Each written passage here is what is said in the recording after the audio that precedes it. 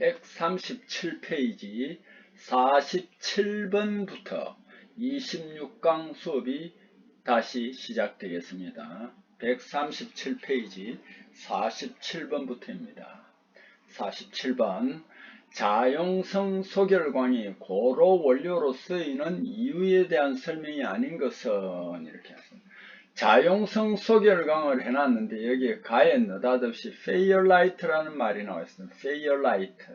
이 스펠링은 FA입니다. Fairlight는 뭐냐면은 분자식이 EFSiO2입니다. 이 Fairlight가 만약에 여기에 들어가 있다면은 자용성 소결광에 들어가 있다면은 이거는 굉장히 이 Fairlight 치밀합니다. 치밀한 원료입니다. 치밀한 원료이기 때문에 이건 어떻게 되느냐 하면은 비환원성을 악화시키는 특성이 있습니다. Fairlight는 비환원, 치밀하기 때문에 비환원성을 악화시킵니다. 그래서 자용성 소결광에 이 Fairlight, 철감남석이라고 하는데 Fairlight가 많으면 비환원성이 큰 게 아니고 나빠집니다. 그래서 틀렸고요. 자용성 소결광이 들어감으로써 노황이 안정되어 고온 송풍이 가능하기 때문이다. 맞고요. 하소된 상태로 놓여서 열량 소비 줄일 수 있기 때문입니다. 요것도 맞습니다. 석회석의 분해에 의한 이산화탄소의 발생이 없으므로, 왜냐하면 자용성 소결광은 우리가 석회석이라고 하지만은 실질적으로는 석회석이 분해된 생석회 CaO가 있기 때문에 이산화탄소의 발생이 없습니다. 그래서 철광석의 간접 환원이 쉽습니다. 이 문제는 상당히 조금 난이도가 높은 겁니다. 여러분 잘 알아주세요.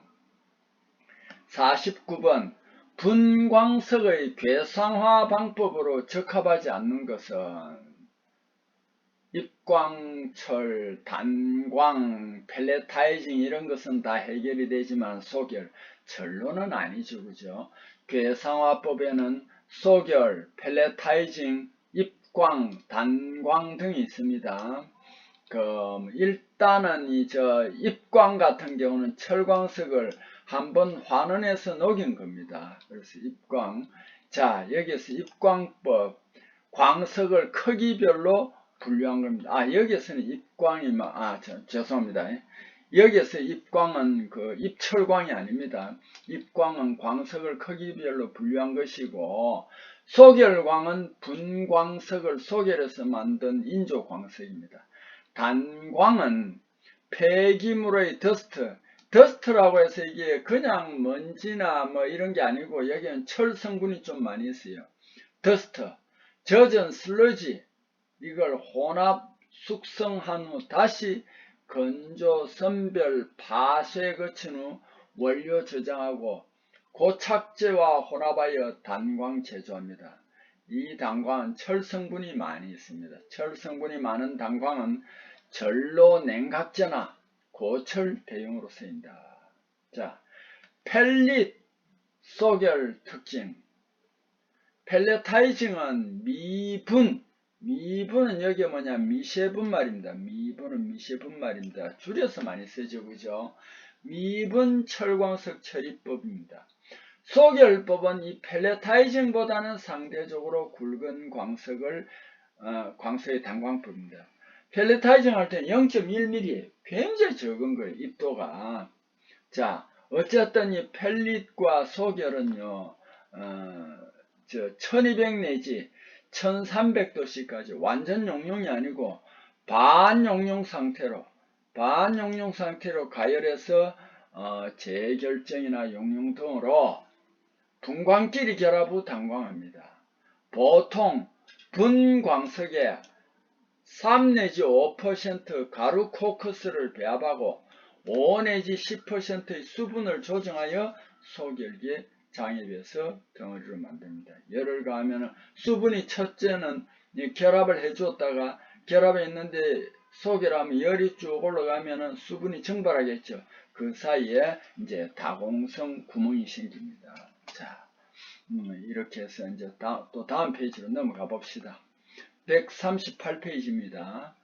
51번 소결광에 철규산염 많을 때 소결광 강도 환원에 미치는 영향은 일어났습니다. 이게 소결법은 두 가지가 있어요. 용융결합하고 확산결합이 있습니다. 용융결합은 슬래그 본딩이라고 해가지고 이 규산염이나 이런 게 유리질이 녹아가지고 그 소결광 표면을 덮어버려요. 그러니까 굉장히 녹아가지고 슬랙은 또 낮은 온도에서 녹거든요. 그래서 결합이 굉장히 강합니다. 그래서 강도가 증가합니다. 그 대신 이제 통기도, 기공률 저하로 통기도에 나쁜 영향을 미칩니다. 용융 결합할 때는 강도는 높을지 모르지만은 소결광의 비환원성이 나빠집니다. 그런 단점이 있고요.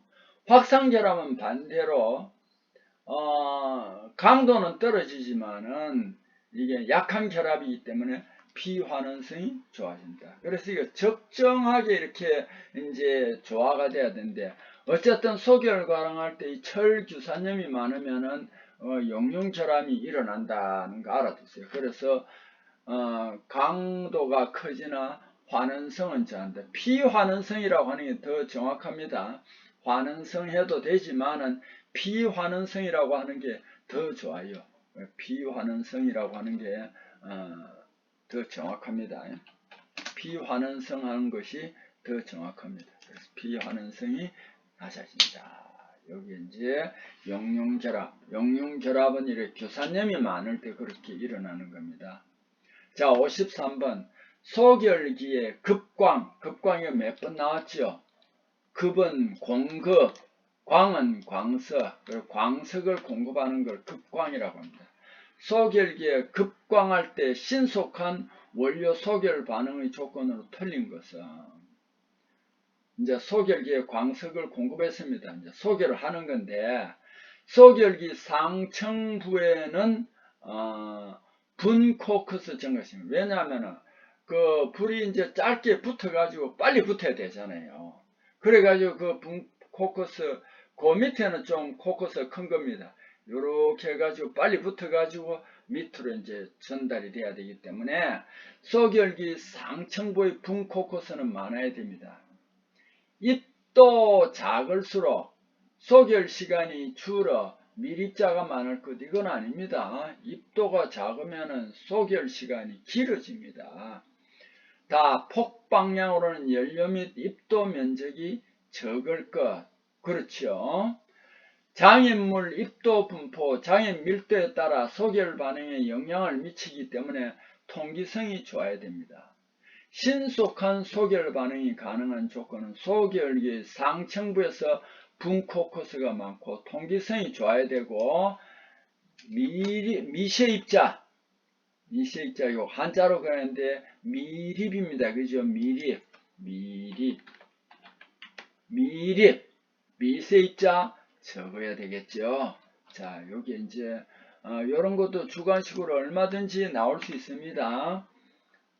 고로에서 선철 1톤 생산할 때 필요한 철광석은 괴광석 소결용 분광입니다. 이 양으로 가장 적합한 것은 1.5 내지 1.7톤. 그래서 이런 정도가 되는데 이게 실제로 실기에도 이렇게 나올 수 있습니다. 선철과 철광석의 비라고 해놨습니다.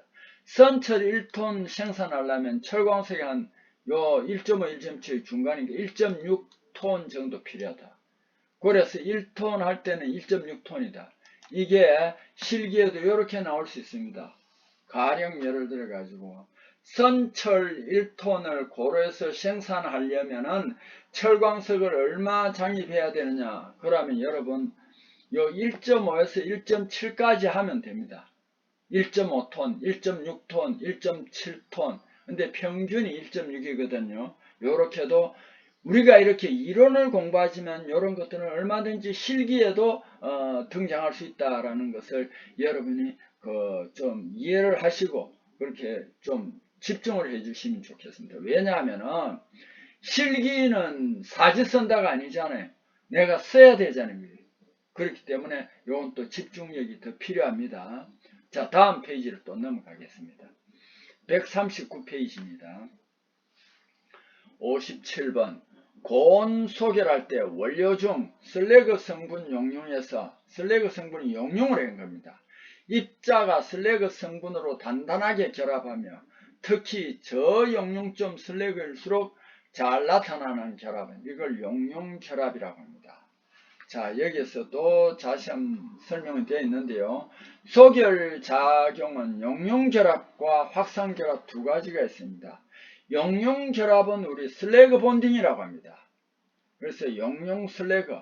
슬래그도요, 강에서는 강제라고 하고, 재선에서는 광제라고 하는 게 맞겠죠. 그래서 뭐 이거 다, 그냥 이 용어들을 다 알아야 됩니다. 용융 슬래그 성분 입자가 슬래그 성분으로 이게 녹아가지고 견고하게 결합한 것입니다.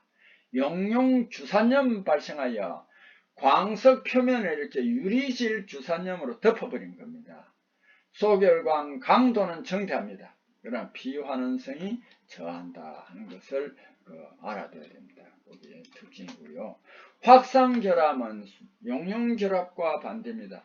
확산결합은 디퓨전 결합, 비교적 저온 소결할 때 생기는 겁니다. 비교적 저온 소결할 때 생기는 결합으로 입자와 입자가 팽창하면서 그 표면 접촉부에서 확산 반응에 의해서 확산하면서 결합한 것입니다. 원자 이동, 이 원자 이동이 확산인데요. 결정, 성장, 재결정으로 변화하며 주로 그 성분은 뭐냐? Fe2O3와 Fe3O4입니다. 요게 녹는 것이 아니고 성장을 한 것이에요. 결정 성장에 의한 확산작용 반응이 발생한 것입니다. 자, 그 다음에 59번. 소결광의 낙하 강도 저할 때 발생하는 현상이 아닌 것은 소결광 이걸 만들어 가지고 낙하 강도를 실험을 합니다. 그래가지고 합격된 거를 이제 고로에 넣는데 이 강도가 저하했다. 이걸 놓여서 떨어뜨리면 어떻게 되겠습니까? 많이 깨집니다. 깨지면 노황, 황이라는 건 상황이죠. 노황, 노상황, 부조, 조화롭지 않다. 어느 부분, 부조라는 것은 조화의 반대말입니다. 그래서 이게 소결광이 어느 부분에 많이 깨져 있으면 그건 공기가 잘 안 통하고 안 깨지는 데는 공기가 잘 통하겠죠. 그럼 이게 우리가 국부 관통이라고 했습니다. 어느 부분에는 압력이 그리로 다 통해서 올라가 버리고 어느 부분은 안 올라가고 뭐 이런 여러 가지. 그래서 노황 부조의 원인이 되고 노원에서 통기성이 향상되는 건 아닙니다. 분율, 가루가 많이 발생합니다. 깨졌으니까. 소결 원단위 상승을 초래한다. 소결 원단위 상승을 초래하는 게 맞겠죠. 그죠? 쉽게 말하면 가성비가 많이 든다. 장입, 층후, 두께를 말합니다. 소결 만들 때 그걸 H라 하고 소결기 속도를 PS라 했습니다. 스탠드 길이, 그 파레트 스탠드 길이와 유효 화상 길이가 L일 때 화염 진행 속도는 FFS입니다. Flame Front Speed 해가지고 FFS인데 L분의 PS 곱하기 H입니다. 화염 진행 속도를 다른 말로는 여기 한자로 표시해놨는데 전진 속도입니다. 전진 속도. 화염 진행 속도, 화염 전진 속도는 뭐냐? 소결기에 장입된 원료 표면에 착화된 화염이 하부로 타 들어가는 속도, 즉 FFS입니다. Flame Front Speed입니다. 자, 다음 페이지로 또 넘어가겠습니다. 140페이지입니다. 이 재료 부분이네요. 자, 베어링 합금강이 갖추어야 할 구비 조건이 아닌 것은 요것도 이제 몇 번 등장한 것이 한 내용입니다. 여러분이 충분히 알아야 됩니다. 베어링 합금은 그 축과 축 사이나 이런 이제 넣기 때문에 마찰 개수가 적어야 부드럽게 돌아갑니다. 마찰 개수가 낮고 저항력이 크고 열 전도율이 클 것, 주조성이 좋고 가격이 저렴할 것, 이런 뜻이 됩니다. 그래서 여기에는 마찰 계수가 낮아야 되는데 여기는 큰 마찰 계수였으니까 틀렸습니다. 자, 그 다음에 기체, 금냉, 비정질 합금. 기체로 비정질 합금을 만드는 비결정성 제조법은 두 가지가 있었죠. 진공정착법하고 스퍼터링, 스퍼트법 두 가지 법입니다. 나머지는 전부 다 단롤법, 원심법, 분무법, 상롤법은 액체 금냉법입니다. 진공정착이라는 건 진공용기에서 금속을 가열해서 기체 상태로 만들어서 세라믹 기판에 기체를 부착시키는 기체 금냉법입니다. 스퍼터링은 불활성 가스 이온을 모합금에 충돌하면 튀어나와 원자 기판에 부착하는 기체 금냉법으로 히토류 금속에 많이 적용합니다. 자, 요 밑에 네 가지는 이제 액체 금냉법입니다. 단롤법, 고속 회전하는 한개 롤 표면에 영융금속 뿌려 분출하는 냉각하는 액체 금냉법이고요. 상롤법은 회전하는 두 개 표면에 영융금속 공급부 냉각하는 액체 금냉법입니다. 원심 금냉법은 회전하는 냉각체 내부에 영융금속을 공급하여 회전하면서 냉각하는 액체 금냉법입니다. 분무법은 고속으로 분출하는 물 흐를 때 적당한 용융금속 떨어뜨려 미분화, 미시하게 분화한다. 그 액체 금냉법입니다. 5번 다음 구리합금 중 주석을 함유하지 않는 청동을 우리는 넓은 의미의 청동이라고 합니다. 황동이의 구리합금을 넓은 의미의 청동이라고 하고 좁은 의미의 청동이라는 건 구리 플러스 주석입니다. 알루미늄 청동에는 주석이 들어가 있지 않습니다. 그래서 이건 넓은 의미의 청동입니다. 자, 여기에서 알루미늄 청동, 베릴륨 청동 등은 주석을 함유하지 않는 청동이기 때문에 넓은 의미에서의 청동입니다. 자, 다음 페이지 141페이지로 넘어갔습니다. 7번 금속 원소가 특히 산화가 잘 일어납니다. 산화 현상에 관한 설명 중 잘못된 것은 이렇습니다. 금속의 산화는요, 요 밑에도 있지만 많이 줄여놨습니다. 이온화 경량이 높은 쪽이 수소가 기준이에요. 수소보다 높은 쪽으로 올라갈수록 산화가 잘 됩니다. 밑으로 내려갈수록 산화가 안 됩니다. 그래서 금 같은 건 산화가 제일 안 됩니다. 그 다음 백금, 은, 백금, 금이 산화가 제일 잘 안 돼요. 자, 금속의 산화는 이온화 경량이 큰 금속일수록 일어나기 쉽다. 맞지요? 그 다음에 알루미늄보다 상위에 있는 금속은 공기에서도 산화물을 만듭니다. 폭발합니다. 그래서 마그네슘 같은 이런 거는 조심해야 됩니다. 폭발합니다. 여러분, 마그네슘을 한번 보면은 증명사진을 찍으러 사진관에 갔습니다. 그럼 증명사진 찍을 때 그 사진사가 요리로 보세요. 하나, 둘, 셋 해가 스위치를 누르면 펑 터지죠. 그게 바로 마그네슘입니다. 그 다음에 다 생성된 산화물 피막 침이라면은 금속 내부 산화는 어느 정도 저지된다. 이게 무슨 말이냐면 여기 보니까 알루미늄이 철보다도 훨씬 이온화 경향이 높은 데 있습니다. 그럼 알루미늄 산화가 안 되느냐? 철보다 잘 됩니다. 되는데 이 알루미늄 산화물 피막이 침이랍니다. 금속 내부 산화가 잘 저지됩니다. 그래서 알루미늄은 그러고 또 산화된 게 알루미늄 셔가라고 같습니다. 그래서 이게 이제 녹이 안 스른 것처럼 보입니다. 침이라기 때문에. 철은 그렇지 않습니다. 산화가 되면 막 안으로 녹이 슬어버려요. 금속 산화는 온도 높을수록 산소가 급속 내부로 확산 속도가 늦을수록 아닙니다. 온도가 높을수록은 빨라지는데 내부로 확산 속도가 빠를수록 빨리 진행된다. 그래서 여기에 틀렸습니다. 여기에 쭉 이렇게 나와 있으니까 참고로 하세요. 9번 철강 함유 원소 중 철강 성질에 미치는 영향이 가장 큰 원소는 이게 뭐냐면 탄소입니다. 탄소는 그래서 약방의 감초다. 제가 늘 그런 식으로 이야기하는데 우리가 고로에서 생산했을 때는 선철에 탄소가 많습니다. 이거는 주철에서는 괜찮은데 강에서는 이 탄소 성분을 조금 줄여줘야 됩니다. 근데 너무 많이 줄여주면 안 됩니다. 왜냐하면 강에 적당량의 탄소가 있어야 담금질이 잘, 열 처리가 잘 됩니다. 그래서 철강 재료는 각종 열 처리를 해서 우리가 필요한 재료로 쓰거든요. 그래서 이 탄소를 저는 약방의 감초다. 왜냐하면 탄소가 적으면 순철 같은 탄소가 거의 없죠. 별로 못 씁니다. 이 탄소가 적정량 있어야 우리 강이 되고 또 열 처리 등 다양한 처리를 하려면 탄소가 적정량 있어야 됩니다.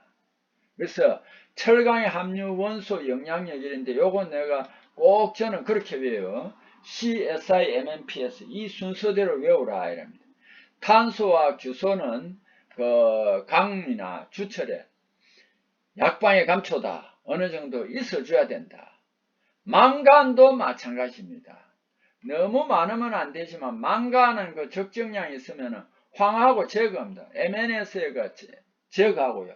그 다음에 제강할 때 산소를 불어 넣어 가지고 이 불순물들을 제거하는데 역설적으로 산소를 많이 불어 넣어 주면 나중에 CSIMNPS는 제거됐을지라도 산소가 있잖아요. 강 중에 남아 있게 됩니다. 그러면 그 비금속 개제물로 강의 성질을 또 떨어뜨립니다. 그럼 산소도 또 제거해야 됩니다. 그럴 때 이 망간이 산소도 제거하고 황도 제거해 줍니다. 그래서 망간도 좋은 역할을 하고요. 황이 제일 나쁩니다. 유동성도 떨어지게 하고 편석을 일으키게 합니다. 이는 그래도 주철에서 유동성은 좋게 합니다. 그래서 여기에 CSIMNPS 이 순서대로 여러분이 외워주시면은 상당히 그 공부하는데 도움이 될 거예요. 저는 그런 식으로 외웠습니다.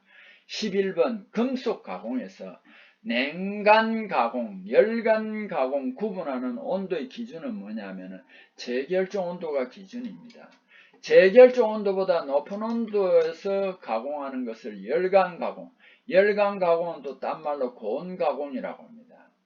이건 재결정 온도 이상에 적용하고 냉간 가공은 딴 말로는 상온 가공이라고 합니다. 이것은 재결정 온도 이하를 적용합니다. 가령 예를 들어 재결정 온도는 어떻게 되느냐 하면은 그 순철이 1539도에서 녹았어요.